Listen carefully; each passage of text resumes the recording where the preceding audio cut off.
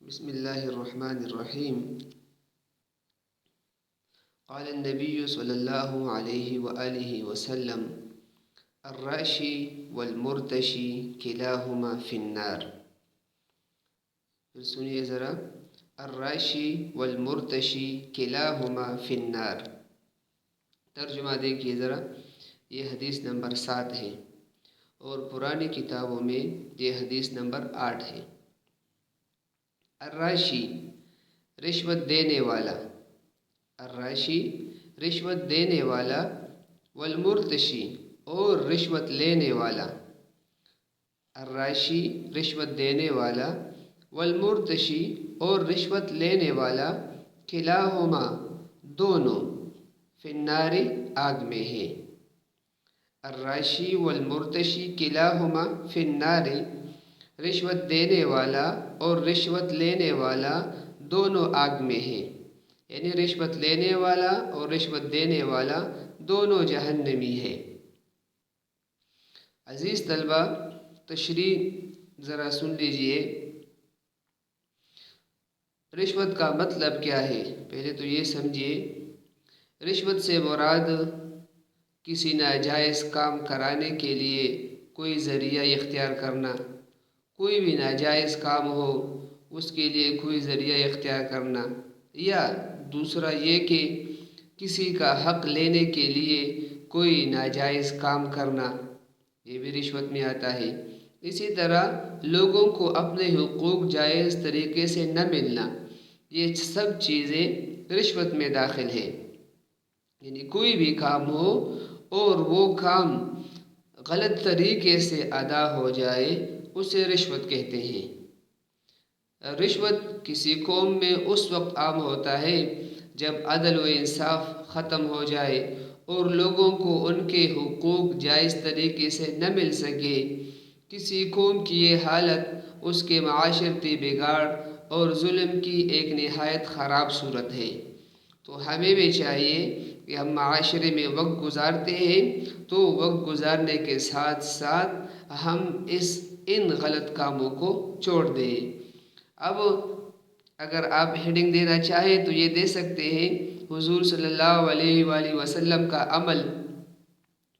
تو آپ صلی اللہ علیہ وآلہ وسلم نے ایک دفعہ ایک صحابی رضی اللہ تعالی عنہ کو زکوٰۃ اکٹھا کرنے کے لیے کسی علاقے میں بھیجا. جب وہ واپس آیا تو ان کے پاس تحائف کا ایک بہت بڑا ڈھیر تھا، یعنی تحفے تحائف لے آیا، اور اسی طرح جو زکوٰۃ لایا تھا زکوٰۃ کا مال توڑا تھا. تو آپ صلی اللہ علیہ وآلہ وسلم نے اس عمل کو سخت ناپسند فرمایا اور تحائف کے ڈھیر کو بیت المال میں جمع فرمایا اور لوگوں کو تنبیہ دی کہ لوگوں آئندہ کے لیے اس کام سے رک جاؤ. یعنی آئندہ کے لیے لوگوں کو اس کام سے منع فرمایا. تو یہ آپ صلی اللہ علیہ وسلم کا عمل تھا. اب اس زمانے میں رشوت کا کیا حال ہے؟ یعنی زمانے حال میں رشوت، یہ ہیڈنگ آپ دے سکتے ہیں. آج کل رشوت کا بازار گرم ہے. یعنی کسی بھی دفتر میں جاؤ یا کسی اسپتال میں چلے جاؤ یا اس کے علاوہ کوئی اور کام ہو وہاں پر چلے جاؤ تو رشوت کے بغیر کوئی کام نہیں ہوتا. ہر کام میں جان بوجھ کر رکاوٹ ڈال دی جاتی ہے کہ آپ کا یہ کام ہوگا لیکن آپ نے یہ کام کرنا ہے، تو لوگ مجبور ہو کر رشوت سے کام لیتے ہیں.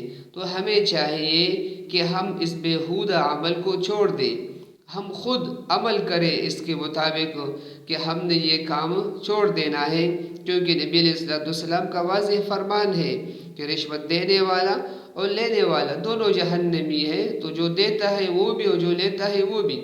تو ہمیں چاہیے کہ ہم اس عمل کو چھوڑ دیں.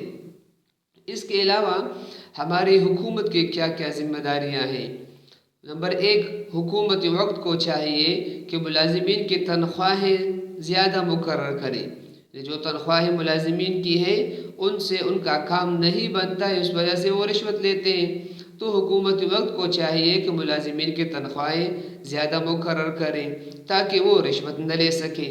نمبر 2، دوسرا طریقہ یہ ہے، اگر تنخواہیں بڑھانے کے باوجود بھی وہ رشوت لیتے ہیں تو پھر حکومت وقت کو چاہیے کہ ان کو سخت سے سخت سزا دی جائے۔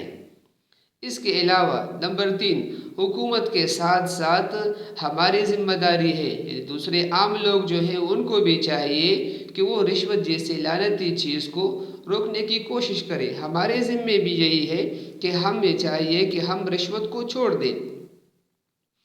تو اس لحاظ سے ہمارے ملک میں جو یہ خراب صورتحال پیدا ہو رہی ہے یہ خود بخود ختم ہو جائے گی۔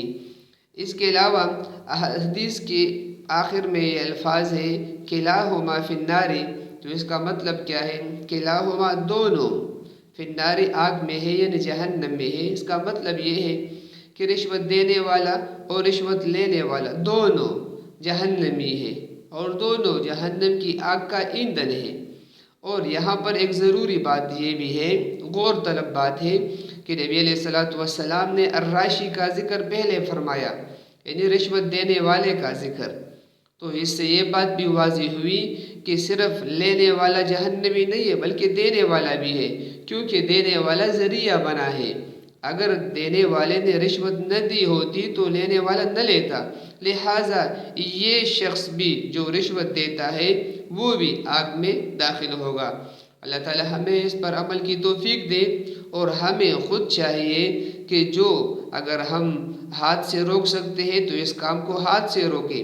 اگر ہاتھ سے روکنے کی طاقت نہ ہو تو زبان سے کہہ دے کہ بھائی یہ کام غلط ہو رہا ہے، اور اسی طرح اگر یہ بھی نہیں کر سکتے تو دل میں اس کے لیے برا چاہے۔ یہ ایمان کا آخری درجہ ہے۔ تو ان مرحلوں میں جو بھی ہم سے ہو سکتا ہو ہم خود بھی کوشش کریں کہ اس رشوت جیسی لعنت کو ہم ختم کریں اور ہمارا معاشرہ ایک پاک معاشرہ بن جائے، اور اس حدیث کے مطابق ہم جہنم کی آگ سے بچ جائے۔ وآخر دعوانا ان الحمد للہ رب العالمین۔